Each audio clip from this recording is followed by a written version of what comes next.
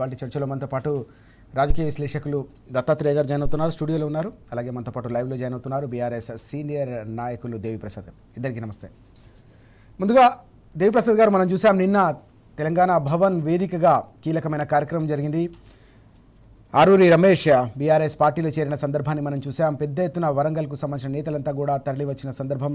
ఈ కార్యక్రమంలో ప్రధానంగా మనం చూస్తే గత 10 ఏళ్ల పాలనలో ఏ రకంగా కేసీఆర్ గారు ఒక్కో పథకాన్ని ఒక్కొక్క కార్యక్రమాన్ని ఏ రకంగా చేపట్టారో, ఏ రకంగా తెలంగాణను సగబెట్టారో, ఇప్పుడు పూర్తిగా కాంగ్రెస్ ఏ రకంగా ఎగబెడుతుందో కేటీఆర్ గారు ప్రస్తావించిన సందర్భం. రాష్ట్ర ప్రభుత్వం పూర్తిగా అన్ని వర్గాలంతా కూడా నయవంచన గురి చేసిందని చెప్పేసి నేను హరీష్ రావు గారు కూడా మండిపడిన పరిస్థితిని మనం చూసాం. ఎట్లా చూడాలి? ఓవైపు కాంగ్రెస్ నుంచి, మరోవైపు బీజేపీ నుంచి, రెండు అధికార పార్టీలు రాష్ట్రంలో, కేంద్రంలో అధికారంలో ఉన్న రెండు పార్టీల నుంచి కూడా అందరూ బీఆర్ఎస్ వైపు చూస్తున్న ఈ సందర్భాన్ని మనం ఎట్లా అర్థం చేసుకోవాల్సిన అవసరం ఉంది? మున్సిపల్ ఎన్నికల వేళ ఇది ఎలాంటి సంకేతంగా మనం భావించాల్సిన అవసరం ఉంది? రాజు గారు నమస్కారం, వీక్షకులకు శుభోదయం, దత్తాత్రేయ గారికి గుడ్ మార్నింగ్. రాజు గారు, అంటే గత 2 సంవత్సరాల పరిపాలనలో కాంగ్రెస్ పార్టీ అవలంబిస్తున్నటువంటి ప్రజా వ్యతిరేక విధానాలు, వారు అవలంబిస్తున్నటువంటి ఏమంటాం బెదిరింపు రాజకీయాలు, అబద్ధాలు, ఎగవేతలు, మోసాలు, నిర్బంధాలు, ఇవన్నీ చూసిన తర్వాత తెలంగాణలో ఉన్నటువంటి ఏ పౌరుడైనా బీఆర్ఎస్ పార్టీ వైపు రావాలని చూస్తున్నటువంటి ఒక కొత్త ట్రెండ్ను మనం చాలా స్పష్టంగా కనబడతాం. ముఖ్యంగా రాజకీయ నాయకుల్లో చాలా మంది కూడా అసెంబ్లీ ఎన్నికల తర్వాత సహజంగానే రాజకీయ పార్టీలలో కొంత ఓటమి తర్వాత కొంత నైరాశ్యము, కొంత రకరకాల ఇబ్బందులతో రాజకీయాలలో స్పేస్ కోసం ఇతర రాజకీయ పార్టీలకు పోవడం అనేటువంటిది మనం గత దశాబ్దాల కాలంగా రాజకీయాల్లో చూస్తా ఉన్నాం. కానీ తెలంగాణలో ఒక కొత్త ఒరవడి స్టార్ట్ అయింది అనేటువంటి అంశాన్ని నేను ఈ సందర్భంగా గుర్తు చేస్తాం. మనం 40-39 సీట్లు గెలిచిన తర్వాత కాంగ్రెస్ పార్టీ రకరకాల హామీలతో కావచ్చు, బెదిరింపులతో కావచ్చు, కేసులు పెట్టి కావచ్చు, వ్యక్తిగతమైనటువంటి బలహీనతలు రకరకాలుగా ఆసరా చేసుకుని అనేక మందిని టిఆర్ఎస్ పార్టీ నుంచి కాంగ్రెస్ పార్టీలోకి తీసుకోవడానికి చాలా ప్రయత్నాలు చేసి కొంతమేర కొంతమంది ఎమ్మెల్యేలను, ఎమ్మెల్సీలను తీసుకోవడంలో సఫలమైంది. కానీ ఇవాళ ఈ పరిస్థితి ఏంది? పోయిన ప్రతి ఒక్క ఎమ్మెల్యే, ఎమ్మెల్సీ కూడా మేము ఇక్కడ ఎందుకున్నాం, చాలా పొరపాటు చేసినామని అనేక మంది, కొంతమంది ఏమో అంతరంగంగా అనుకుంటున్నారు, కొందరేమో బహిరంగంగా చెప్తున్నటువంటి సందర్భాన్ని చూస్తా ఉన్నాం. ఏ ఒక్క ఎమ్మెల్యే, ఎమ్మెల్సీ కూడా గర్వంగా నేను పలానా పార్టీలో చేరినా, పలానా పార్టీ గొప్పది, పలానా పార్టీ చేస్తున్నటువంటి విధానాలు నాకు నచ్చి చేరినా అని ఏ ఒక్క ఎమ్మెల్యే కూడా చెప్పనటువంటి ఒక అనివార్య రాజకీయ స్థితి తెలంగాణలో కనబడతావు. అంటే అందరు కూడా సహజంగా అధికార పార్టీలకు వలసలు పోయే బదులు ఇలా బీఆర్ఎస్ పార్టీలోకి వలసలు రావడం అనేటువంటిది ఇలా ప్రజల పక్షం బీఆర్ఎస్ చేస్తున్నటువంటి సమరశీల పోరాట ఫలితమే అనేటువంటి విషయాన్ని నేను ఈ సందర్భంగా గుర్తు చేస్తాను. రెండవది కేసీఆర్ పాలన. ఇలా ప్రజలందరూ కూడా, మేమందరం కూడా మున్సిపల్ ఎన్నికల్లో ప్రచార కార్యక్రమంలో ఉన్నాం. అందరూ కూడా, ప్రజలందరూ కూడా ఏం చెప్తా ఉన్నారు?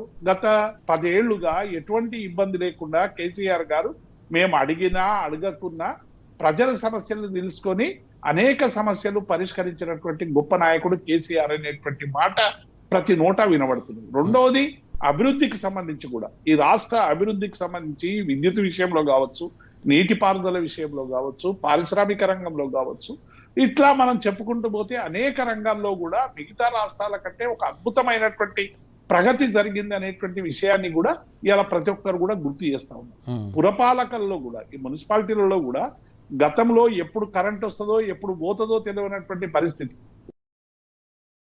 కానీ ఇన్వర్టర్లు పెట్టుకొని, జనరేటర్లు పెట్టుకొని వేలాది రూపాయలు ఖర్చు చేసేటువంటి ఒక అగత్యాన్ని కేసీఆర్ గారు దూరం చేసినటువంటి సందర్భాన్ని చూశాం. నీటిని ఫ్రీగా 20,000 లీటర్ల వరకు ఇచ్చేటువంటి పరిస్థితి, మిషన్ భగీరథను గ్రామానికి, పల్లెకు, పట్టణానికి తీసుకొచ్చినటువంటి పరిస్థితులు మన కళ్ళ ముందు కనబడతా ఉంది. కాబట్టి రోడ్లు కానీ, బ్రిడ్జిలు కానీ, రకరకాల, అంటే ప్రజలకు అవసరమైనటువంటి మౌలిక సౌకర్యాలని ప్రభుత్వం గుర్తించి ప్రజల ఆకాంక్షలకు అనుగుణంగా 9.5 ఏళ్ల పరిపాలన జరిగింది అనేటువంటి ఒక భావన ఇలా సర్వత్రా వినొస్తుంది. అనేక వర్గాలు ఇలా మోసగించబడ్డాయి అనేటువంటి ఒక భావన మెల్లమెల్లగా పెనిట్రేట్ అవుతా ఉన్నది. ఇలా ఉద్యోగులకు సంబంధించి, ఉద్యోగులకు అనేక హామీలు ఇచ్చే అధికారంలోకి వచ్చినటువంటి కాంగ్రెస్ పార్టీ ఇవాళ 5 డిఏలు పెండింగ్ తో పాటు పిఆర్సీ 2.5 ఏళ్ళు అయిపోయింది. పిఆర్సీకి దిక్కు లేదు. ఆరోగ్య కార్డులకు సంబంధించి ఇప్పటి వరకు ఊసు లేదు. 43 మంది రిటైర్ అయిన ఉద్యోగులు మరణించడం అనేటువంటిది ఇవాళ లక్షలాది పెన్షనర్లో తీవ్రమైనటువంటి ఆగ్రహాన్ని, కోపాన్ని పెళ్లుబుక్తా ఉంది. మహిళలకు ఇచ్చినటువంటి ఏ ఒక్క హామీ కూడా ఇవాళ అమలు కాని పరిస్థితి. కాబట్టి ఇటువంటి సందర్భంలో ఏ రాజకీయ నాయకుడైనా ఏం ఆలోచిస్తాడు రాజు గారు? డెఫినెట్ గా ప్రజల కోసం పనిచేసే ప్రభుత్వం కావాలి.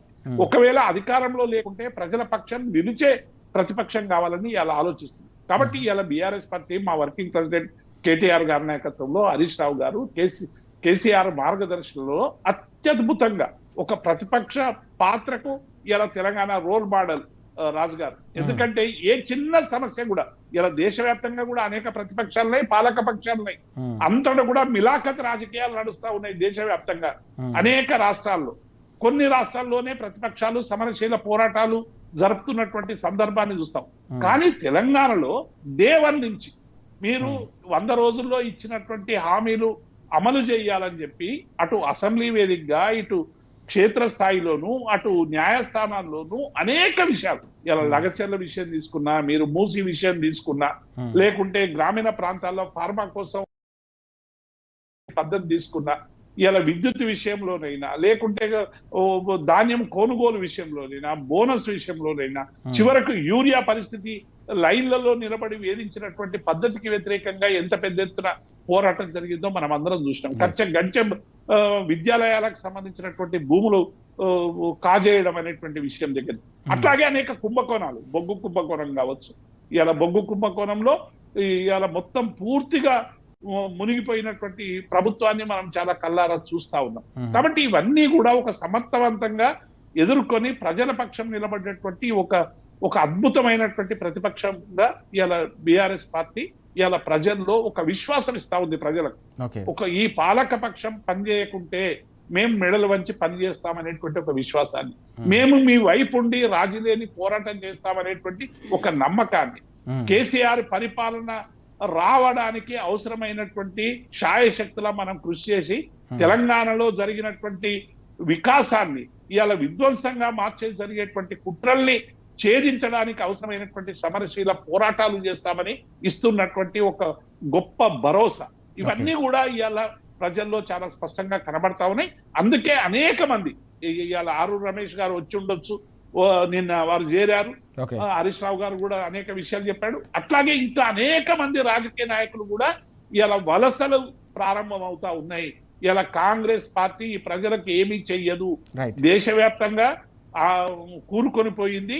ఇక బీజేపీ అయితే ఇక పూర్తిగా కాంగ్రెస్ బీజేపీ రెండు మిలాకైతే తెలంగాణలో చేస్తున్నటువంటి రాజకీయాల పట్ల ఇలా తీవ్రమైనటువంటి అసహ్యం కలుగుతా ఉంది.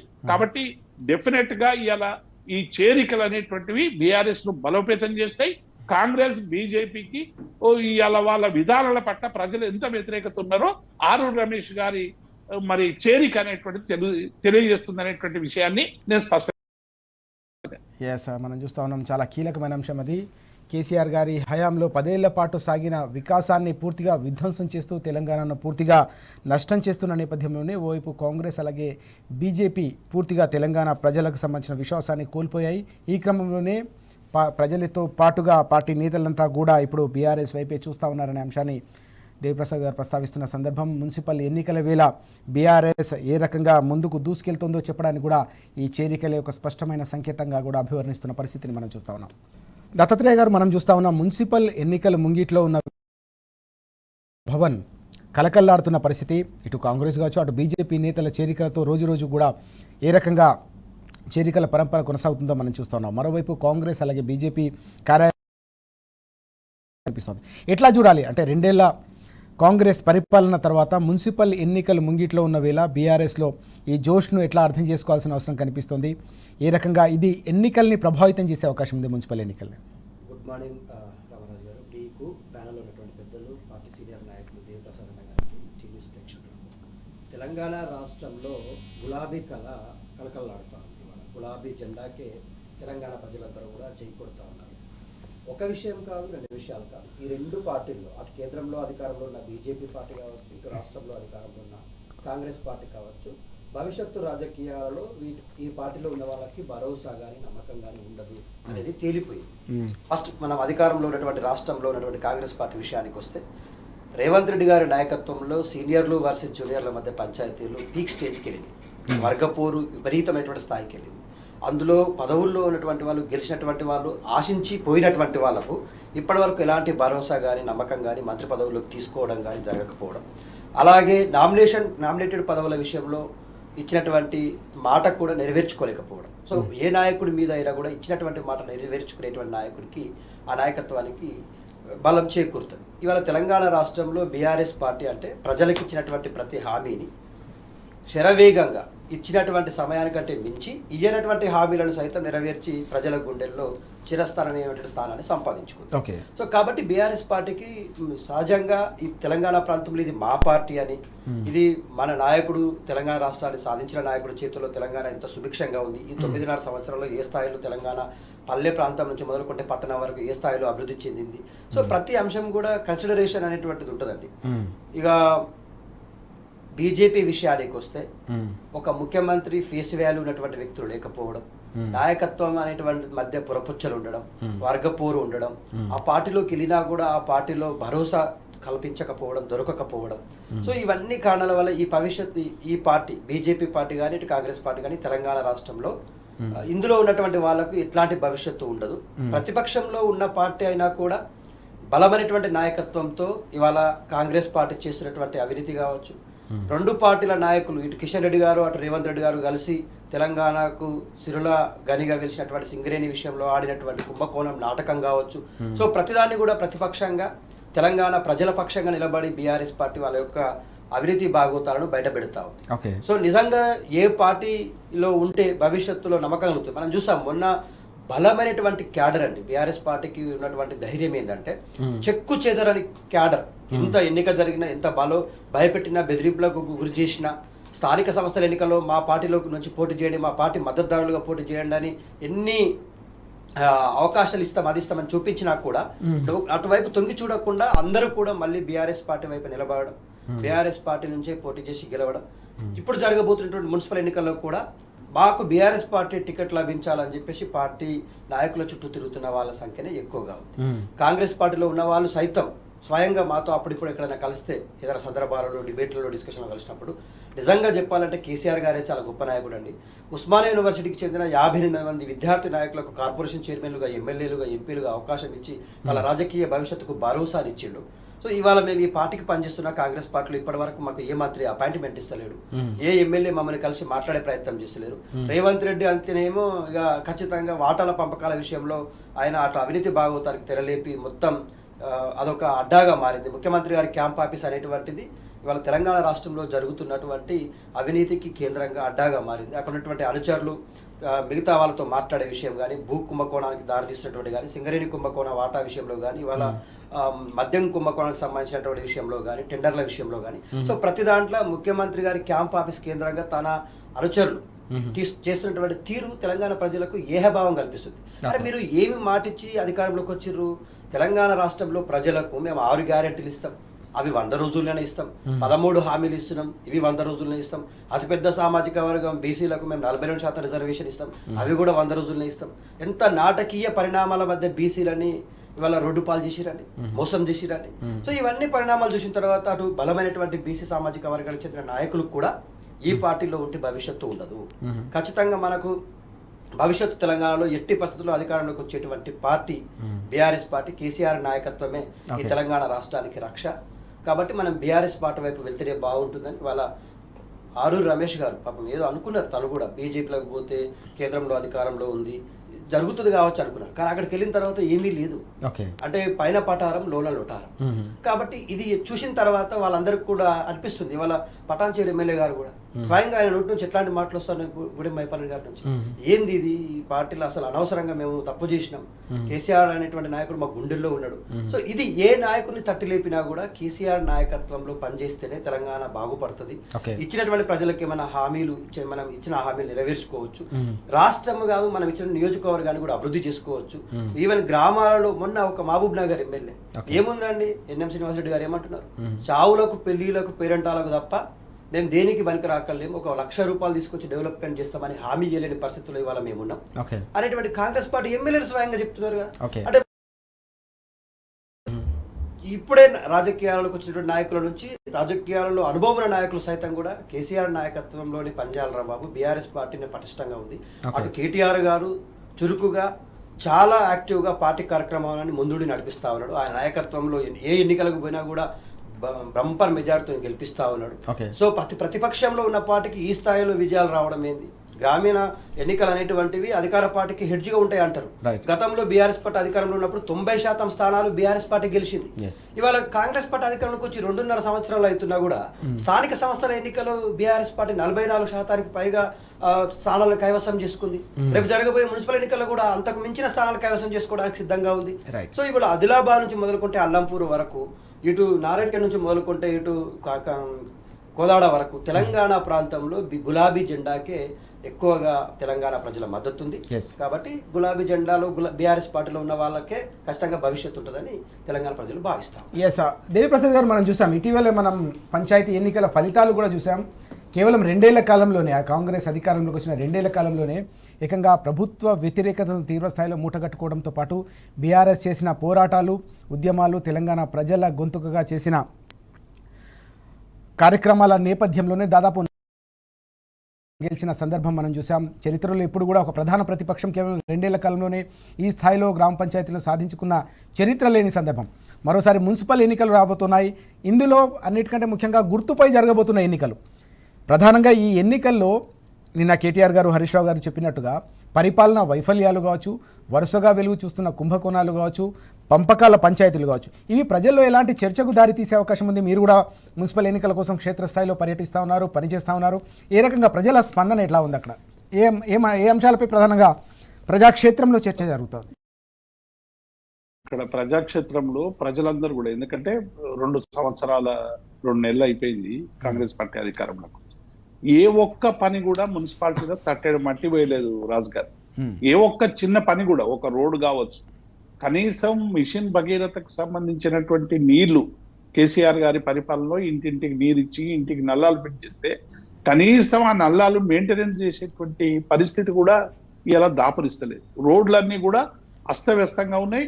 పాత రోడ్లు తర్వాత పైగా ఏమైందంటే కేసీఆర్ కాలంలో అనేక అభివృద్ధి పనులను మంజూరు చేసి పట్టణాలు మెరుగుపరచాలని కేటీఆర్ గారు మున్సిపల్ శాఖ మంత్రిగా వారు తీసుకున్నటువంటి చొరవ వలన పట్టణాల్లో అనేక అద్భుతమైనటువంటి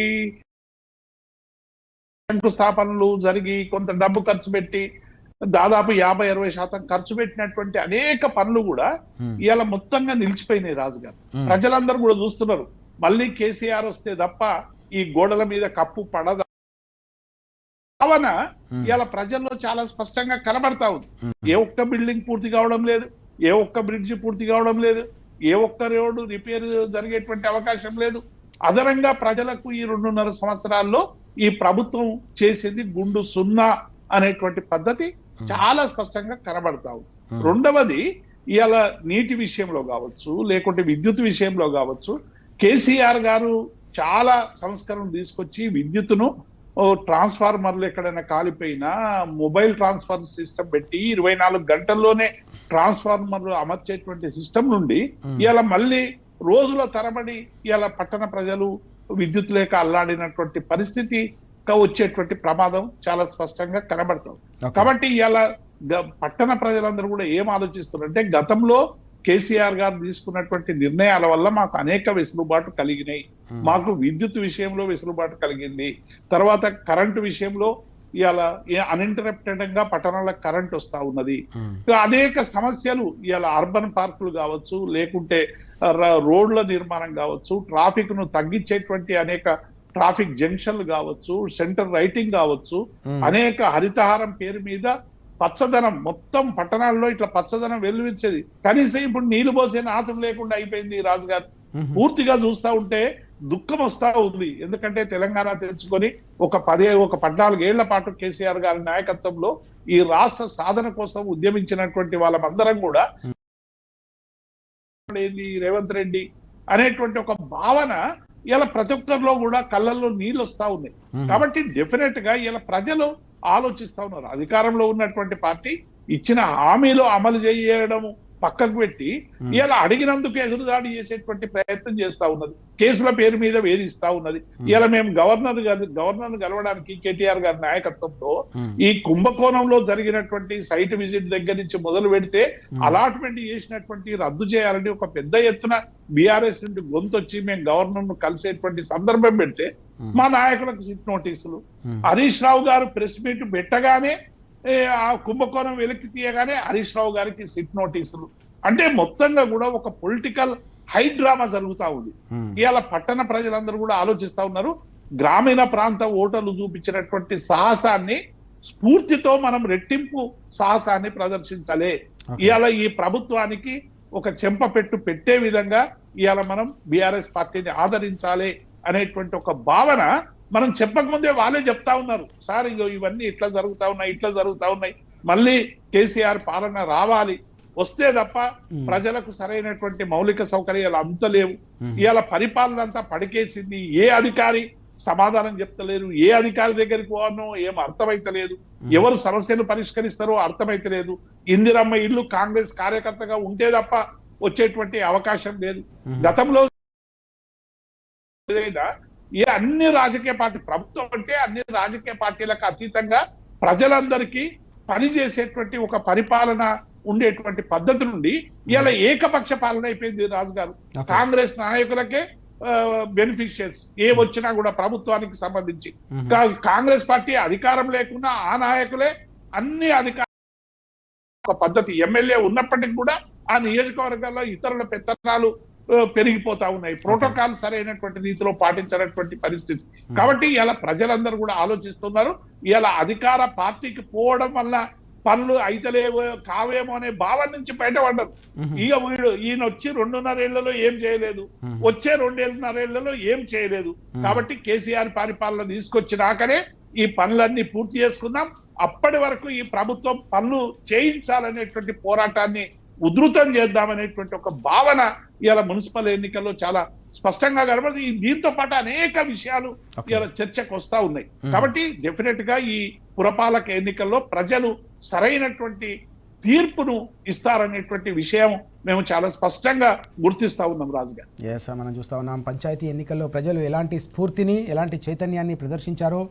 అధికార పార్టీకి గుణపాఠం చెప్పి ఏకంగా గులాబీ పార్టీకి 4,000కు పైగా స్థానాలను కట్టబెట్టారు. అంతకు రెట్టింపు స్థాయిలో మున్సిపల్ ఎన్నికల ఫలితాలు ఉండబోతా ఉన్నాయని చెప్పి దేవిప్రసాద్ గారు స్పష్టంగా చెప్తున్న అంశం మనం చూస్తా ఉన్నాం. దత్తాత్రేయ గారు, ఇక్కడ మనం చూస్తే వాస్తవానికి ఇటీవల వరుస కుంభకోణాలు ప్రతినిత్యం కూడా పతాక శీర్షికలు అవుతున్న సందర్భం మనకు కనిపిస్తోంది. ప్రజల్లో కూడా పెద్ద ఎత్తున చర్చ జరుగుతున్న పరిస్థితి మనం చూస్తూ ఉన్నాం. సింగరేణికి సంబంధించిన వ్యవహారంలో ఏకంగా ఆ విషయాన్ని తెరపైకి తీసుకొచ్చిన సందర్భంలో, వాటిని బట్టబయలు చేసిన సందర్భంలోనే రకరకాల అటెన్షన్ డైవర్షన్ చర్యలు కూడా తెరపైకి తీసుకొచ్చిన సందర్భం. మున్సిపల్ ఎన్నికల్లో ప్రధానంగా ప్రజలకు సంబంధించిన అంశాలు, గతంలో పట్టణ ప్రగతి వంటి కార్యక్రమాలు కావచ్చు, ప్రతిష్టాత్మకమైన నిర్ణయాలతో పట్టణాల రూపురేఖలు మార్చిన సందర్భం. ఇప్పుడు 2 ఏళ్ల పరిపాలన కూడా ప్రజలు చూశారు. ఈ క్రమంలో ఎలాంటి అంశాలు ఈ మున్సిపల్ ఎన్నికల్లో కీలక పాత్ర పోషించే అవకాశం కనిపిస్తా ఉంది? కాంగ్రెస్ పార్టీని ఎంతో ఊహించుకొని చాలామంది ఈ తెలంగాణ సమాజంలో ఉన్నటువంటి పౌర సమాజంలో అరగోపాల్ లాంటి వాళ్ళు, తర్వాత రైతు స్వరాజ్య వేదిక నాయకులు కన్నెగంటి రవి లాంటి వాళ్ళు మొదట్లో వాళ్ళకు సహకరించారు. తర్వాత ఈ 2.5 సంవత్సరాలు ఒక పుస్తకాన్ని రిలీజ్ చేశారు. రీసెంట్గా నేను అది మొత్తం కూడా మీకు ప్రింట్ తీసుకొచ్చాను. వాళ్ళు స్పందన ఏమని, తెలంగాణ పౌర సమాజ ప్రతిస్పందన, ఈ 2.5 ఏళ్ల పాలనలో కాంగ్రెస్ పార్టీ ఇచ్చిన హామీలన్నీ, ఎగవేసినటువంటి హామీలన్నీ, స్పష్టంగా ఒక్కొక్క అంశాన్ని, సింగరేణి కార్మికులకు ఇచ్చినటువంటి 6 గ్యారెంటీ అని, 6 గ్యారెంటీల్లో ఎన్ని ఎగవేసిండ్రు. సింగరేణిని ప్రైవేటీకరణకే పెద్దపీట వేస్తా ఉన్న తీరు. తర్వాత ముఖ్యంగా ప్రజలకు గతంలో కేసీఆర్ గారు ఇచ్చినటువంటి సంక్షేమ పథకాలను కూడా ఆపివేయడం అనేటువంటిది, ప్రజా జీవన ప్రయాణాన్ని ఆపడం అని చెప్పేసి అరగోపాల్ లాంటి వ్యక్తి స్పష్టంగా కేసీఆర్ గారు ఈ తెలంగాణ సమాజంలో ఉన్నటువంటి మహిళలను, వాళ్ళ కడుపుల్లో పెరుగుతున్నటువంటి బిడ్డలను, అంటే భవిష్యత్తు తెలంగాణను కూడా భద్రంగా కాపాడుకోవాలనే ఉద్దేశంతో కేసీఆర్ కిట్ల లాంటివి ప్రవేశపెట్టిండ్రు, ఐరన్ కిట్లు ఇప్పించిండ్రు, అట్లాగే డయాలసిస్ సెంటర్లు ఏర్పాటు చేసిండ్రు. ప్రతి మహిళ, ప్రెగ్నెన్సీ ఉన్న మహిళ కావచ్చు, లేకపోతే వృద్ధులు కావచ్చు, వికలాంగులు కావచ్చు, ఆసుపత్రులకు వెళ్తే దాదాపుగా 102 అంశాలలో టెస్టులు ఫ్రీగా పెట్టించారు. సో ఇవాళ ప్రతి ప్రభుత్వ ఆసుపత్రిలో పనిచేసేటువంటి ఉద్యోగులు కూడా భయంతో పనిచేసిండ్రు. ఓకే. ఇవాళ ఆడపిల్ల పుట్టిన మగపిల్లాడు పుట్టిన 13,000 రూపాయలు 12,000 రూపాయలు ఇంటికి అమ్మ ఒడి రూపంలో ఆ వాహనంలో ఇంటికి చేర్చే తీరు, ఆశా వర్కర్ల కేరింగ్. సో వాళ్ళ ఆశా వర్కర్ల జీతాలు పెంచిండు, అంగన్వాడీ టీచర్ల జీతాలు పెంచిండు, హోంగార్డుల జీతాలు పెంచిండు. తెలంగాణ సమాజంలో ఉన్న ప్రతి వర్గాన్ని ఒక ఆర్థిక నిపుణుడిలాగా ప్రభావితం చేసి వాళ్ళ జీవితాల్లో వెలుగులు నింపిండు. సో వాళ్ళ ఎందుకు ఈ వెలుగులు కానీ ఈ సంక్షేమ పథకాలు కానీ ఆగిపోయినాయి? ఇవాళ దీనికి కారణం ఏంటి? రేవంత్ రెడ్డి నీకు పరిపాలన మీద అవగాహన లేకపోతే ప్రజల మధ్యలోకి వెళ్ళి ప్రజలకు ఇచ్చిన హామీలతో నెరవేర్చాల్సిన బాధ్యత నీ మీద ఉంది కదా. నువ్వు హామీలు ఇచ్చే కదా అధికారంలోకి వచ్చినావు, మళ్ళీ దేవుళ్ళ మీద ఒట్లింది. ఇవాళ నేను ఒట్టేసి చెప్తున్నా, బాసరకు పోతే సరస్వతి మీద ఒట్లేస్తావు, యాదగిరికి పోతే నరసన్న మీద ఒట్లేస్తావు, భద్రాచలం పోతే రామన్న మీద ఒట్టేస్తావు. ఈ దేవుళ్ళ మీద ఒట్లేసి ప్రతిపక్ష నాయకులు అడుగుతుంటే వాళ్ళకి తిట్లేంది నాకు అర్థం కాదు. వాళ్ళనేమో తిట్టాబడుతుంది, దేవుళ్ళకేమో ఒట్లేస్తుంది, ప్రజలకేమో ఎగవెత్తలిస్తుంది. ప్రజలకు హామీలు ఇవ్వవు, ప్రతిపక్ష ప్రశ్నలకు సమాధానాలు చెప్పవు, దేవుళ్ళ మీద ఓట్లేసి కాలం గడిపే ప్రయత్నం చేస్తావు. What is this non sense అని చెప్పేసి ఇవాళ పౌర సమాజం ఇవాళ రేవంత్ రెడ్డి గారిని ప్రశ్నిస్తా ఉంది. దానికి సమాధానం చెప్పేటువంటి దమ్ము లేదు, ధైర్యం లేదు. ఇవాళ ఒకటే అండి, తెలంగాణ రాష్ట్రం రావడంలో 2013-14 ఆర్థిక సంవత్సరంలో తెలంగాణ రాష్ట్రంలో కేవలం 7,000 మెగావాట్ల విద్యుత్ సామర్థ్యం ఉంటే 10 సంవత్సరాలు అంటే 9.5 సంవత్సరాల్లోనే రికార్డు సమయంలో కేసీఆర్ గారి నాయకత్వంలో 19,644 మెగావాట్ల విద్యుత్ సామర్థ్యానికి తెలంగాణ పాకింది. తలసరి విద్యుత్ వినియోగంలో తెలంగాణ నంబర్ 1 స్థానంలో ఉంది. Bhadradri power thermal plant, Yadadri thermal plant, తర్వాత భూపాలపల్లిలో కేటీపీవీ, పిపి ఇలాంటి థర్మల్ ప్లాంట్స్ అన్ని నిర్మాణం చేసుకుని శరవేగంగా తెలంగాణ రాష్ట్రాన్ని వెలుగుల తెలంగాణ తీర్చిదిద్దినటువంటి నాయకత్వం ఒకవైపు అయితే ఇవాళ చీకట్లో అమ్ముకుంటున్నారు, అమ్మేటువంటి ప్రయత్నం చేస్తా ఉన్నారు, ప్రైవేట్ పరం చేసేటువంటి ప్రయత్నం చేస్తా ఉన్నారు. అందులో వాటాల కోసం బంధుప్రీతిని చూపిస్తా ఉన్నాం, మొత్తం కూడా ప్రైవేట్ పరం చేయాలని చూస్తా ఉన్నాం. వాటాలు అవినీతి భాగోతాలు బయట పెడితే ఆ నాయకులకేమో సిట్ నోటీసులు ఇస్తున్నాం. సిట్ నోటీసులు దేనికి సంకేతం? అసమర్థతకు సంకేతం. అంటే జవాబుదారితనం లేదు కాబట్టి నువ్వు ఒప్పుకుంటున్నావు, yes I did a mistake అని చెప్పేసి. నీ ఉప ముఖ్యమంత్రి ప్రెస్ మీట్ పెట్టి టెండర్లు రద్దు చేసిందంటే అవినీతి జరిగిందని స్పష్టంగా అర్థమైపోయింది కదా. లేకపోతే నిజంగానే అవినీతి జరగకపోతే మీరు బాజాబ్తా ప్రెస్ మీట్ పెట్టి అవినీతి ఎక్కడుందని చెప్పి మాట్లాడతారు. అవినీతి జరిగింది కాబట్టి టెండర్లు రద్దు చేశారు. టెండర్లు రద్దు చేశారు కాబట్టి వాటాల పంపకాలు ఆగిపోయినాయి. అందుకే ముఖం చాటేసుకుని విదేశీ పార్టీలకు పోయినాం. సో ఇది స్పష్టంగా అర్థమవుతాం. మనం చూస్తా ఉన్నాం, పూర్తిగా దశాబ్దాల కాలం పాటు తెలంగాణను కమ్ముకున్న కారు చీకట్లను చీల్చి తెలంగాణలో 10 ఏళ్ల పాటు వెలుగుల ప్రస్థానం కొనసాగిస్తే మరోసారి సమైక్య రాష్ట్రం నాటి సకల కష్టాలను కావచ్చు, కన్నీళ్లను తెలంగాణ ప్రజలకు, తెలంగాణ నేలపైకి పరిచయం చేసింది కాంగ్రెస్ పాలన. ఈ క్రమంలోనే కాంగ్రెస్ పరిపాలనపై పూర్తిగా తెలంగాణ ప్రజల్లో రోజురోజుకు వ్యతిరేకత వ్యక్తమవుతున్న నేపథ్యంలోనే అందరూ కూడా బీఆర్ఎస్ పార్టీ వైపు చూస్తూ ఉన్నారనే అంశాన్ని ప్రస్తావిస్తూ ఉన్నారు దత్తాత్రేయ గారు.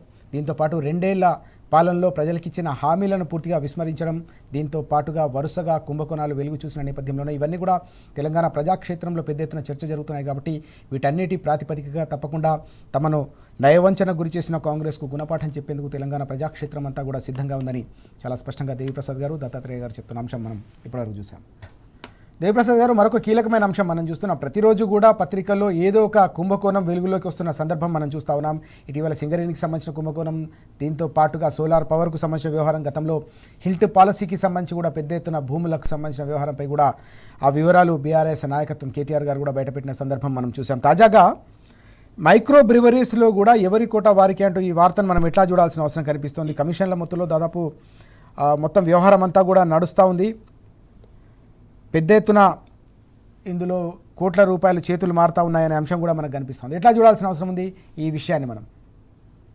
రాజుగారు, ఇప్పుడు మనకు సిట్ నోటీసులు, ఈ కేసులు, తర్వాత ప్రభుత్వం ఎదురుదాడి, ఇవన్నీ ఎందుకు చేస్తున్నదో మనకు ఒక్కొక్కటి కుంభకోణాన్ని ఇలా బీఆర్ఎస్ పార్టీ వెలుగులోకి తెస్తున్నందువల్లనే అనేటువంటి విషయం మరొకసారి ఈ రూపేణా మనకు అర్థమైపోతా ఉంది. హరీష్ రావు గారు చాలా స్పష్టంగా ఎక్సైజ్ శాఖలో జరిగినటువంటి కుంభకోణాన్ని 2 సందర్భాల్లో, గతంలో కూడా కొన్ని కంపెనీలకు, ఇక్కడ బీర్ కంపెనీలకు అనుమతులు ఇవ్వడానికి పెద్ద ఎత్తున ముడుపులు జరిగినాయి. అది ముఖ్యమంత్రి రేవంత్ రెడ్డి, జూపల్లి కృష్ణారావు సంబంధించినటువంటి అంశంలో అని చెప్పి హరీష్ రావు గారు చెప్పిన తర్వాత చివరకు ఆ బ్రాండ్ సోమా బీర్ అనేటువంటి ఒక బీరును ప్రవేశపెట్టడానికి చాలా ప్రయత్నాలు చేసి రకరకాలుగా ఇబ్బందులు ఎదుర్కొన్నటువంటి నేపథ్యాన్ని హరీష్ రావు గారు బయటపెట్టారు. రెండవది, నిన్న కూడా హరీష్ రావు గారు ఈ మైక్రో బ్రివరీస్ పేరు మీద 110 వరకు అప్లికేషన్లు తీసుకొని ఇవాళ తమ అనుయాయులకు 25 మందికి ఇవి ఇవ్వాలని చెప్పి నిర్ణయించినట్టుగా ఎవరి వాటాలు షేర్ ఏందో కూడా ఇవాళ పత్రిక స్పష్టంగా కనబడతాం. అంటే ప్రభుత్వ ఖజానాకు రావాల్సినటువంటి సొమ్మునంతా కూడా కాంగ్రెస్ పార్టీ అన్యాయుల చేతిలోకి పోతున్నది అనేటువంటి ఆరోపణని చాలా స్పష్టంగా ఆధారాలతో నిన్న హరీష్ రావు గారు బయటపెట్టినటువంటి విషయాన్ని నేను ఈ సందర్భంగా గుర్తు చేస్తాను. ఒకవైపు ఇవాళ మద్యం సరఫరా విషయంలో గతంలో కాంగ్రెస్ పార్టీ రేవంత్ రెడ్డి అనేక సందర్భాల్లో బీఆర్ఎస్ మీద తీవ్రమైనటువంటి విమర్శలు చేసి మొత్తంగా కూడా మద్యం మీదనే ఆధారపడుతున్నది ఈ ప్రభుత్వం, బాగా మనుషులందరినీ తాగుబోతులను చేస్తున్నది, బెల్ట్ షాపులను పెడతా ఉన్నది, షాపులు విపరీతంగా అమ్ముతున్నాయి. ఇవాళ ఏం జరుగుతున్నది రాజు గారు? ఒక్క బెల్ట్ ఊరూరికి 2-3 బెల్ట్ షాపులు అయిపోయినాయి. ఎక్కడ కూడా మేము బీఆర్ఎస్ పార్టీ కాలంలో బెల్ట్ షాపులు ఉన్నాయి అని చెప్పింది కదా, ఎన్ని బెల్ట్ షాపులు రద్దు చేసినా ఒకసారి ఎక్సైజ్ శాఖ ప్రకటించాలి కదా. ఇవాళ విపరీతమైనటువంటి తర్వాత 60-70% ఆదాయం పెరిగింది రాజుగారు ఎక్సైజ్ లో. అంటే వీళ్ళు షాపులు పెంచడం జరిగింది, విరివిగా ఇటువంటి అనుమతులు ఇవ్వడం వల్ల ఇవాళ మొత్తంగా కూడా ఎక్సైజ్ శాఖ మీదనే ప్రధానమైనటువంటి ఒక వనరుగా ఇవాళ రేవంత్ రెడ్డి ఇవాళ చేస్తా ఉన్నాడు. గతంలో మా మీద చేసినటువంటి ఆరోపణలు చెప్తారు ఈ ప్రభుత్వం. రెండవది ఇవాళ సంగారెడ్డి, నేను హైదరాబాద్ లో ఉన్నా, సంగారెడ్డికి సంబంధించి సంగారెడ్డిలో ఒక 10-15 వరకు బీరు కంపెనీలు ఉంటాయి రాజుగారు. ఇవాళ రైతులకు ఇవ్వాల్సిన సింగూరు ప్రాజెక్ట్ నుంచి 40,000 ఎకరాలు, గణపురానికటి నుంచి 30,000 ఎకరాలు, దాదాపు మెదక్ సంగారెడ్డి జిల్లాలో 70,000 ఎకరాలకు రైతులకు నీళ్లు ఇవ్వాల్సినటువంటి పరిస్థితి నుండి ఇవాళ బీర్ల కంపెనీలకు నీళ్లు ఇస్తున్నాడు తప్ప రైతులకు నీళ్లు సరఫరా చేస్తలేదు. రైతులకు నీళ్లు ఆపియాలి బీర్ల కొరతకి, ఎందుకంటే వచ్చే సీజన్ లో బీర్ల ఉత్పత్తికి ఎక్కువ అవసరం ఉంటది కాబట్టి రైతులకు నీళ్లు ఆపేయాలనేటువంటి ఒక దుర్మార్గమైనటువంటి విధానాన్ని కూడా తీసుకొస్తా ఉన్నారు. కాబట్టి ఇవన్నీ కూడా చూస్తే మనకు ఎట్లా కనబడతా ఉందంటే ఈ కుంభకోణం మీద సమగ్రమైనటువంటి విచారం జరగాలి. మీరు బేవరేజ్ కు సంబంధించినటువంటి ఎవరికి ఇస్తా ఉన్నారు, ఎట్లా చేస్తా ఉన్నారు, ఇది మొత్తంగా కూడా పారదర్శకంగా లేదు. ఇది కొందరికి కట్టబెట్టడానికే చేస్తున్నటువంటి ప్రయత్నం అని మేము బీఆర్ఎస్ పార్టీగా చాలా స్పష్టంగా హరీష్ రావు. రెండవది కూడా ఇంకొకటి కూడా, గతంలో బకాయి ఎవరైనా సరఫరా చేస్తే బకాయిలు 60 రోజుల కంటే ఎక్కువ పెండింగ్ ఉండేది కాదు రాజు గారు. ఎందుకంటే నేను కూడా 2 సంవత్సరాల బేవరేజ్ కార్పొరేషన్ చైర్మన్ గా చేసినప్పుడు నేను పరిశీలించింది, ఎప్పుడు కూడా పేమెంట్ 60 డేస్ కంటే ఎక్కువ, మాక్సిమం 60 డేస్. ఇవాళ ఏమైంది, 16 నెలలైనా సరఫరా చేసిన వాళ్ళకి డబ్బులు ఇవ్వకుండా 4,500 కోట్ల రూపాయలు ఇవాళ డ్యూస్ ఉన్నది. ఈ 4,500 కోట్లని ఇతర కన్స్ట్రక్షన్ కంపెనీలకు, వాళ్ళ అనుయాయులకు బిల్స్ పేమెంట్లకు డైవర్ట్ చేసి ఇవాళ మద్యం సరఫరా చేసే వాళ్ళను వేధిస్తున్నటువంటి పరిస్థితి ఇవాళ చాలా స్పష్టంగా కనబడతా ఉన్నది. కాబట్టి ఇవన్నీ కూడా ఇవాళ పెంచుకోవడానికి ప్రయత్నాలు చేస్తా ఉన్నారు. మద్యం ఏరులై పారడానికి ప్రభుత్వమే ఒక వ్యవస్థగా ఇవాళ ముందుకు వస్తా ఉన్నది. అందులో ప్రవేశపెట్టేటువంటి ప్రతి పని వెనక అనేక కుంభకోణాలు వెలుగులోకి వస్తా ఉన్నాయి. కాబట్టి ఇవాళ ఎక్సైజ్ శాఖ మీద ఒక సమగ్రమైనటువంటి విచారణ జరగాల్సినటువంటి అవసరం ఉందనేటువంటి విషయాన్ని మేము స్పష్టం చేస్తా ఉన్నాం రాజు. దత్తాత్రేయ గారు, మనం చూస్తా ఉన్నాం దేవిప్రసాద్ గారు చెప్పినట్టు ఇటీవల సింగరేణికి సంబంధించిన కుంభకోణం పెద్ద ఎత్తున ఇప్పటికే తెలంగాణ ప్రజాక్షేత్రంలో కాంగ్రెస్ పరిస్థితి ప్రజలంతా కూడా దుమ్మెత్తిపోస్తున్న సందర్భం కూడా మనం చూస్తూ ఉన్నాం. తాజాగా హరీష్ రావు గారు మరో కీలకమైన అంశానికి సంబంధించి మైక్రో బ్రివరీస్లో జరుగుతున్న ఈ వ్యవహారానికి సంబంధించిన వివరాలంతా కూడా నిన్న వెల్లడించిన సందర్భం, ఏ రకంగా ఈ మొత్తం కుంభకోణం జరుగుతుందో కూడా వివరాలు వెల్లడించిన సందర్భం అని ఎట్లా చూసాం. ఎట్లా చూడాల్సిన అవసరం కనిపిస్తుంది? వరుసగా వెలుగు చూస్తున్న ఈ స్కామ్లకు సంబంధించిన అంశాన్ని ఎట్లా అర్థం చేసుకోవాలి? అవినీతికి కాదీదు అనర్థం అన్నట్టుగా కాంగ్రెస్ పాలన కొనసాగుతుంది రాజుగారు. ఏ దాంట్లో అయినా అవినీతి జరగాలనేటువంటి ఆశయంతో పనిచేస్తున్నారు కాంగ్రెస్ పార్టీ నాయకులు. అవినీతి జరగలేనటువంటి సందర్భాలు ఉన్న పరిస్థితులు ఆ పరిస్థితులను క్రియేట్ చేసుకుని, అవినీతికి పరిస్థితులను క్రియేట్ చేసుకుని మరీ దాంట్లో వేళ్లు పెట్టి రకాల వాటాలు పంచ. From the beginning of the Congress government Revanth Reddy పాలన హైదరాబాద్లో ఉన్నటువంటి గచ్చిబౌలి భూముల విషయంలో బలంగా కొట్లాడినటువంటి బీఆర్ఎస్ పార్టీ ఆ 10,000 కోట్ల కుంభకోణాన్ని యూనివర్సిటీ భూములను కాపాడింది. ఆ తర్వాత జరిగినటువంటి హిల్ట్ చట్టం విషయంలో, ఇండస్ట్రియల్ భూముల విషయంలో బీఆర్ఎస్ పార్టీ బలంగా కొట్లాడింది, అవినీతిని బయటపెట్టింది. కేటీఆర్ గారు బలంగా ఆధారాలతో నిరూపించేసరికి నోళ్లు మూసుకునేటువంటి ప్రయత్నం జరిగింది. ఇవాళ సింగరేణి విషయంలో హరీష్ రావు గారు చాలా చాకచక్యంగా అందులో ఉన్నటువంటి టెండరింగ్ విషయం కానీ, బంధుప్రీతి విషయంలో చేసినటువంటి సైట్ విజిట్ సర్టిఫికేట్ బంధువులకి ఇవ్వడం కానీ, ఇవన్నిటి విషయంలో బకట్బందీగా బయటపెట్టి సింగరేణిని వాళ్ళకి కాపాడేటువంటి ప్రయత్నం చేసింది బీఆర్ఎస్ పార్టీ. కాపాడుతూనే ఉంది కూడా. ఆ రోజు కంటికి రెప్పలాగా కాపాడుకుంది, ఈరోజు ప్రైవేట్ పరంగా కాకుండా దోపిడీదారుల పాలు కాకుండా ఇవాళ సింగరేణిని కాపాడేటువంటి ప్రయత్నం చేసింది బీఆర్ఎస్ పార్టీ. సో ఇవాళ మద్యం ఇక ఈ మద్యం కుంభకోణంలో ముఖ్యమంత్రి గారి ప్రధాన అనుచరుడికి పెద్ద ఎత్తున వాటాలు ఇవ్వాలి. ఆయనకి ఇవ్వడము అంటే ముఖ్యమంత్రి గారికి ఇవ్వడం అన్నట్టే. ఇవాళ దాదాపుగా మైక్రో లెవెల్ బెవరేజెస్కి టెండరింగ్ అనేటువంటిది ఒక తతంగానికి నాందిబలికి, దాంట్లో కేవలం అనాయులకు అంటే ఎవరైతే మనకు అత్యంత సన్నిహితులు ఉన్నారో వాళ్ళకు మాత్రమే ఇవ్వాలి. ఇవాళ బెవరేజ్ శాఖ మంత్రిగా ఉన్నటువంటి జూపల్లి కృష్ణారావు గారు, మరి మీరు ఏ స్థాయిలో మీ శాఖకు పనిచేస్తా ఉన్నారో మీరు అర్థం చేసుకోవాల్సిన అవసరం ఉంది. మీ శాఖలో కూడా ముఖ్యమంత్రి గారి ప్రమేయాలు నిర్ణయాలే ఫైనల్ అవుతా ఉన్నాయి. మరి ప్రజలకు ఇచ్చినటువంటి హామీలు అన్నీ కూడా పక్కకు పోతా ఉన్నాయి. కానీ మంత్రులకు వాటాలు కానీ అనాయులకు ఎవరైతే మంత్రి వర్గంలో లేకుండా ముఖ్యమంత్రి గారికి సన్నిహితంగా ఉన్నటువంటి వ్యక్తుల పంపకాల్లో మాత్రం ఎలాంటి తేడాలు లేకుండా పంపకాలు జరుగుతూ ఉన్నాయి. ఇవాళ ఇది అతిపెద్ద కుంభకోణం, 50,000 కుంభకోణం అండి. ఇది ఒక విషయం కాదు, మామూలు విషయం కాదు. 50,000 పైచీలకు కుంభకోణానికి నాంది పలికిరిపడి. ఈ కుంభకోణం వెనకాల 50 కదా చాలా పెద్ద ఎత్తున ఉన్నట్టుగా మొత్తం 4,000 బకాయిలను పెండింగ్ లో పెట్టి కుంభకోణానికి దారి తీసిండ్రు. గతంలో కేసీఆర్ గారు పాపం గౌడన్నల విషయంలో ఈ చెట్టెక్కి ఎవరైనా గౌడన్నలు కాల్జారి పడిపోయినా లేకపోతే ప్రమాదవశాత్తు చెట్టు మీద నుంచి కింద పడి చనిపోయినా కూడా వాళ్ళకి 5 లక్షల రూపాయలు ఇచ్చి ఆ కుటుంబానికి భరోసాగా నిలబడ్డాడు. రైతులు ఎట్లాగైతే పొలాల్లో పాము కాటుకు కానీ విద్యుత్ శాఖలకు కానీ చనిపోయి కుటుంబం వీధిన పడితే వాళ్ళ కుటుంబానికి భరోసానిచ్చి ధైర్యాన్ని ఇచ్చి 5 లక్షలు ఇచ్చి ఆదుకున్నట్టే కాంగ్రెస్ పార్టీ అధికారంలో కోసం మేము 10 లక్షలు ఇస్తాం గౌడన్నలకు అన్నారు. ఇవాళ వాళ్ళ ఇప్పుడు వైన్స్ల టెండరింగ్ విషయంలో గౌడనల వాటా విషయంలో కేసీఆర్ గారు ఆలోచించి దీన్ని ఏమంటారు అంటే మనం సమాజంలో ఉన్నటువంటి కుల వృత్తుల యొక్క ప్రభావాన్ని గుర్తించేటువంటి కేసీఆర్ గారు ఆ కులాలకు అక్కడ ప్రాతినిధ్యం కల్పించాడు. ఆ ప్రాతినిధ్యాన్ని కూడా ఇవాళ వాళ్ళు హరించేటువంటి ప్రయత్నం చేస్తా ఉన్నారు, దోచుకునేటువంటి ప్రయత్నం చేస్తా ఉన్నారు. సో ఏ స్థాయిలో దిగజారుతుందంటే కాంగ్రెస్ ప్రభుత్వం, రేవంత్ రెడ్డి గారి ప్రభుత్వం ఏ అవకాశమైనా కూడా అవినీతి కేంద్రం, అవినీతికి మనకు అవకాశం ఉంటే దాన్ని ఎట్లాగైనా కూడా ఖచ్చితంగా అవినీతి చేసి దాంట్లో వాటాలు తీసుకొని పక్కా జరిపోవాలి. నాతోనే ఒక సన్నిహితుడు కాంగ్రెస్ పార్టీలో రేవంత్ రెడ్డి గారితో మెదిలి బయటకు వచ్చినటువంటి వ్యక్తి ఏమన్నాడంటే రేవంత్ రెడ్డి గారి లక్ష్యం 1,50,000 కోట్లు సంపాదించుకొని బయటకు వెళ్ళిపోవాలా, రాష్ట్రం ఏమైనా కానీ ఇక ఈ ఉద్దేశంతో ఈ లక్ష్యంతో పనిచేసే నాయకుడు ప్రజలకు ఇచ్చిన హామీలు ఏమి ఇస్తాడు, ప్రజల సంక్షేమ పథకాల మీద సోయితోనే పనిచేస్తాడు. ఆ ప్రాజెక్ట్ కృష్ణానది జలాల విషయంలో ఒక్కరోజు ప్రెస్ మీట్ పెట్టి మాట్లాడే ప్రయత్నం చేయవు. బేసిన్లు తెలియదు నీకు, ఎక్కడ దేవాదులో ఉందో తెలియదు, ఎక్కడ నల్లమల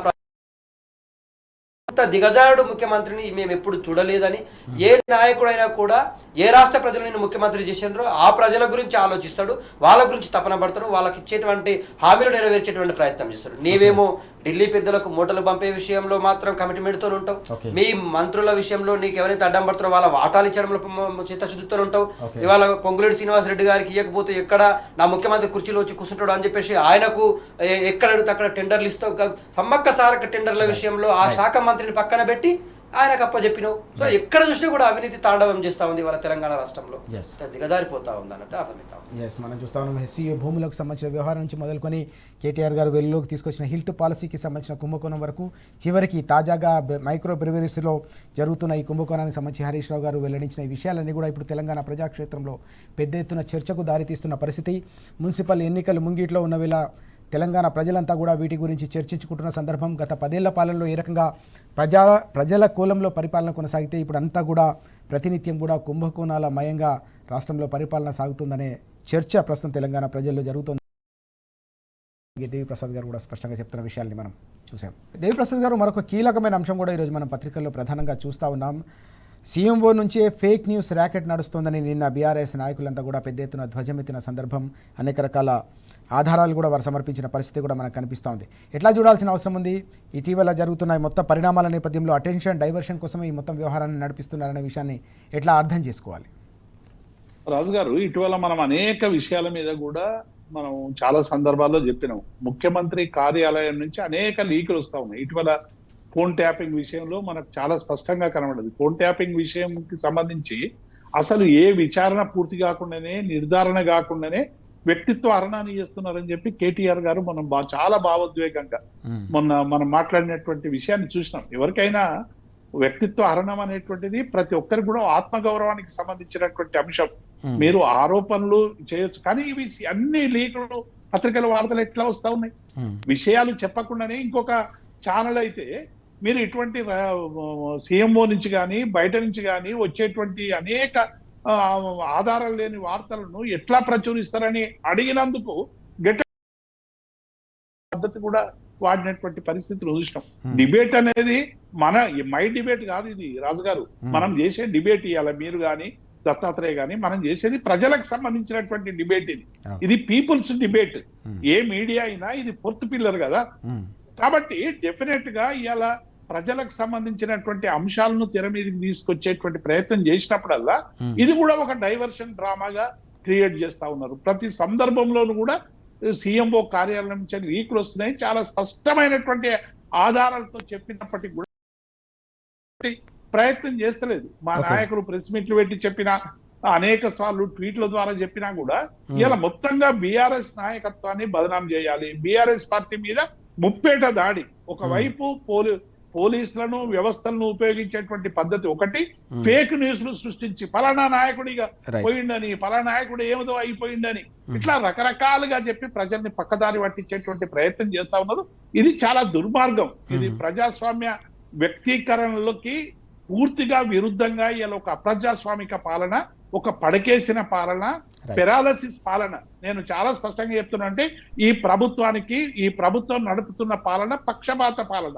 అంటే మనం పక్షపాతము చెట్ల పడిపోతాము, ఇలా పక్షపాతంతో ఏకపక్షంగా పరిపాలన జరుగుతుందనేటువంటి విషయాన్ని నేను స్పష్టం చేస్తా ఉన్నా రాజుగారు. రైట్. చివరిగా ఏం చెప్తారు దత్తాత్రేయ గారు ఈ అంశంలో? ఒకటే అండి, పనిగట్టుకొని కాంగ్రెస్ పార్టీ నాయకులు సీఎం రేవంత్ రెడ్డి గారి క్యాంప్ ఆఫీస్ కేంద్రంగా ఈ పేరడీ అకౌంట్లను క్రియేట్ చేసి, ఫేక్ అకౌంట్లను క్రియేట్ చేసి కేటీఆర్ గారి, హరీష్ రావు గారు బలంగా ప్రభుత్వాన్ని ప్రశ్నిస్తా ఉన్నారు. వాళ్ళ ఇమేజ్ ని డ్యామేజ్ చేయాలంటే ఫేక్ అకౌంట్స్ కంపగుత్తగా కామెంట్స్ అన్నిటిని కూడా కాపీ పేస్ట్ అంటే చూడండి ఎట్లా చేస్తున్నారు.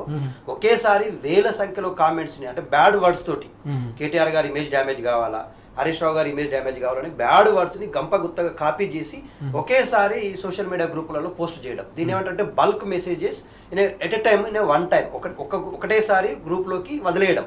దాని వల్ల ఏమైతుందంటే, అంటే ఇది బయట చేస్తే మరి అరెస్ట్ అవుతారు కాబట్టి ముఖ్యమంత్రి గారి క్యాంప్ ఆఫీస్ లో కూర్చొని ఒక పకడ్బందీ ప్రణాళికతో వీటిని ఏమంటారంటే యాక్చువల్ గా బ్యాట్ అకౌంట్స్ అని అంటారు.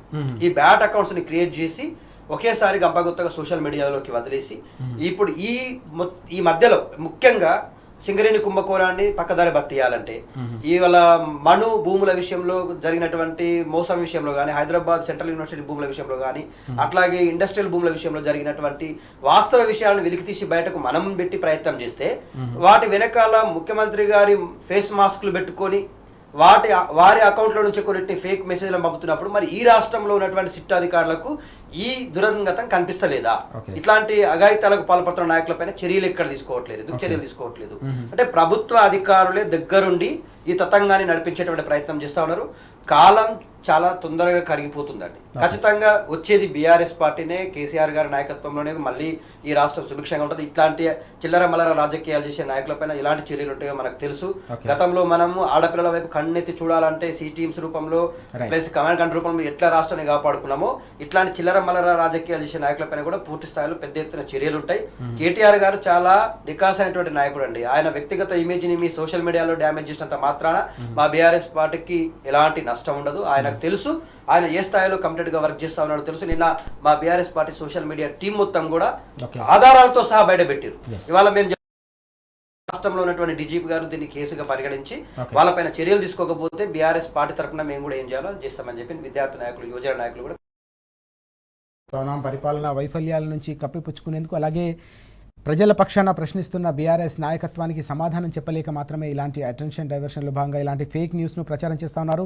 అయితే ఎట్టి పరిస్థితుల్లో తెలంగాణ సమాజం వీటిని నమ్మే ప్రసక్తే లేదు. రానున్న రోజుల్లో ఇలాంటి ఫేక్ న్యూస్ ఫ్యాక్టరీ నడిపించే వారిపై కూడా తప్పకుండా కఠినంగా వ్యవహరిస్తామని చెప్పేసి దత్తాత్రేయ గారు అలాగే దేవిప్రసాద్ గారు కూడా స్పష్టంగా చెప్తున్న సందర్భం మనం చూస్తూ ఉన్నాం. Thank you very much Devi Prasad గారు అలాగే దత్తాత్రేయ గారు చర్చలో పాల్గొన్నందుకు థ్యాంక్ యూ. ఇది వాళ్ళ వార్తలు వాస్తవాలు. నమస్తే.